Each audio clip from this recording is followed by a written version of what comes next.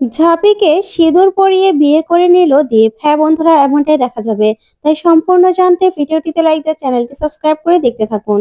নতুন পর্বে দেখা যায় গুন্ডাদের ধাওয়া খেয়ে দীপ পোড়াবাড়িতে নিয়ে লুকিয়ে পড়ে ঝাঁপিকে নিয়ে। তখনই সেখানকার লোকজন সেখানে চলে আসে।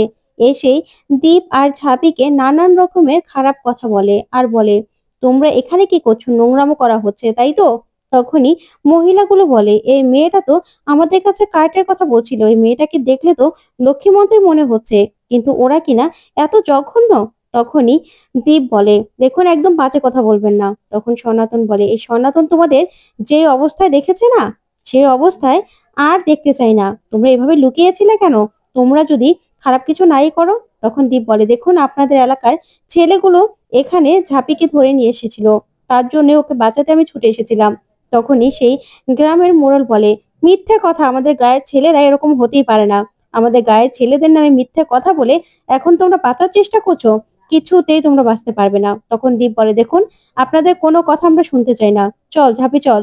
এই বলে ঝাঁপিকে নিয়ে চলে যেতে লাগলে সবাই মিলে ওদের আটকায় আর বলে, এখান থেকে একদম চলে যাওয়ার চিন্তাও করবে না। এখান থেকে তোমরা যেতে পারবে না। তখনই সবাই মিলে ওদেরকে আটকায় আর বলে, এই এখান থেকে বের হওয়ার আগে তোমরা যে আমাদের গ্রাম অপবিত্র করেছো, সেটার দায় কে নেবে? তখনই সেই সর্দার বলে, হ্যাঁ, তোমাদেরকে এবার তার মাসুল দিতে হবে। এই চল তো, ওদেরকে এবার বিয়ে দিয়ে দেবো। তখনই দীপ আর ঝাঁপি বলে, না, কিছুতেই না। দীপদা তো আমাকে বিয়ে করবেই না, আমিও দীপদাকে বিয়ে করতে পারবো না। তখন সবাই মিলে বলে, ও আচ্ছা, নোংরামো করতে পারবে আর বিয়ে করতে পারবে না বিয়ে করার সময়? দেখে তো ভদ্র করে ছেলে মেয়ে মনে হয়েছিল, এখন তো দেখছি তোমরা ভালো মানুষ নয়। এই বলি তখন দীপ আর ঝাঁপিকে ওরা ধরে ফেলে আর দুজনের গলার মধ্যে দা ধরে আর বলে, একদম না, এখান থেকে পালানোর চেষ্টাও করবে না। তাহলে কিন্তু আমাদের থেকে খারাপ আর কেউ হবে না। এখানে একদম লাশ ফেলে দেব। এই যা, এখনই ঠাকুরমশাইকে ডেকে নিয়ে আয় আর মন্দিরে বিয়ের ব্যবস্থা কর। এদের দুজনকে আজকে বিয়ে দেব। তখন দীপ আর ঝাঁপি দুজন দুজনের দিকে তাকিয়ে থাকে।